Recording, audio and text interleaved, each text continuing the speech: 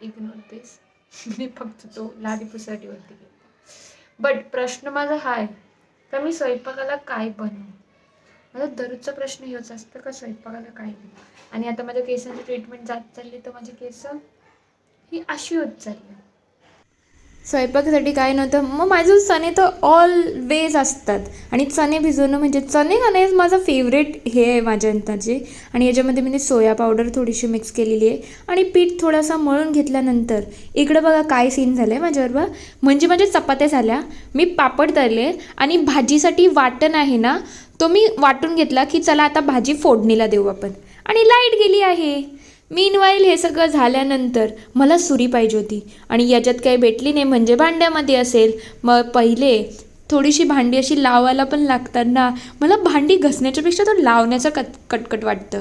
आणि इकडं आता विचार केला केसांकडेही लक्ष द्यायला पाहिजे कारण की ते खूप ॲलोवेरा आहेत. म्हणून काल जो पडलेला तो बाजूला केला आणि बोललो माझ्या केसांच्या अंदाजे किती लागेल फुल खत्री झोनमध्ये का खाली पडेल की काय.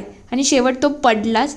पण त्यानंतर ॲलोवेराला लगेच लावलं ना का तो इरिटेट करतो म्हणून थोडा वेळ का होईना ॲलोवेराला असंच ठेवायला लागतं. आणि नंतर यांना मधून 2 स्लाईस केलं. बघा माझं छोटूसं क्यूटचं मिरर आहे ज्याच्याने मी बाल्कनीमध्ये बसून ॲलोवेरा लावणार आहे. आणि या प्रोसेसमध्ये म्हणजे ना खूप थंड थंड वाटतं पण खूप मेहनत आहे यार या प्रोसेसला. पण याच्यात डॅन्ड्रफ कमी होतं पण अजून माझा तरी झाला नाही. आणि आपल्या घरचे आपणच नोकर आहोत म्हणून कधी इकडं पुसापूस म्हणजे पहिले लादी पुसून झाली आणि आता पहिले स्वतःलाच बघण्यासाठी केसबीस किती मस्त वाटतात ना जेव्हा केसांना ॲलोवेरा लागतो ना. त्यानंतर केस खरंच खूप छान दिसतात.